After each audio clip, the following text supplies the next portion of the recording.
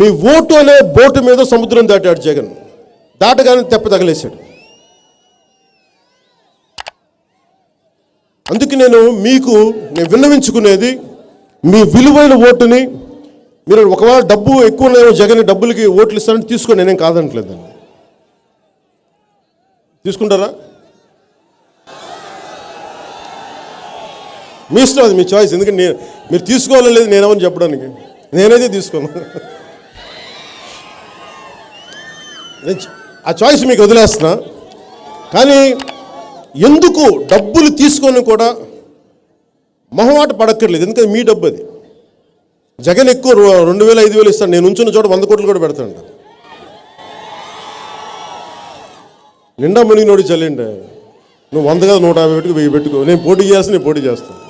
నాకు ఆ భయాలు లేవు నాకు. సో నేను కోరుకునేది 1000 ఈ రోజున 2000 ఇచ్చినా 3000 ఇచ్చినా 5000 ఇచ్చినా ఆ డబ్బు జగన్ సొంత జేబులోంచి ఇవ్వట్లా, మీ డబ్బు అది.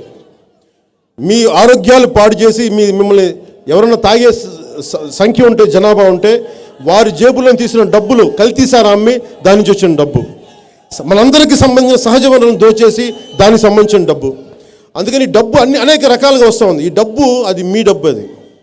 సో జగన్ ఇచ్చేసాడు కదా, మనం రుణపడి ఉండాలి, ఓట్లు వేయాలి అలా ఆలోచించగలం. ఈసారి మార్పుకి మీరు ఓటేయండి. ఒక 5 సంవత్సరాలు మీరు జనసేన తెలుగుదేశానికి నిలబడండి. నేను మీకు ఇది కూడా చెప్తున్నాను, జనసేన ప్రభుత్వంలో భాగస్వామ్యం తీసుకుంటుంది, అందుకే మేము బాధ్యతగా ఉంటాం. మన ప్రభుత్వంలో బాధ్యత తీసుకుంటాం, అధికారం తీసుకుంటాం, అన్ని స్థాయిల్లో అధికారం తీసుకుంటాం. నేను ఇక్కడ దాకా తీసుకొచ్చాను, ఒంటరిగా తీసుకొచ్చాను పార్టీని. నాతో పాటు మీరు అందరూ ఉన్నారు, నా సహచరులు ఉన్నారు. మీకోసం నేను నిలబడేవాడిని. ఓటు మట్టుకు ఈసారి మార్పు కోసం, సుస్థిరత కోసం, ఒక బలమైన అభివృద్ధి కోసం మీరు ఓటేయాలి.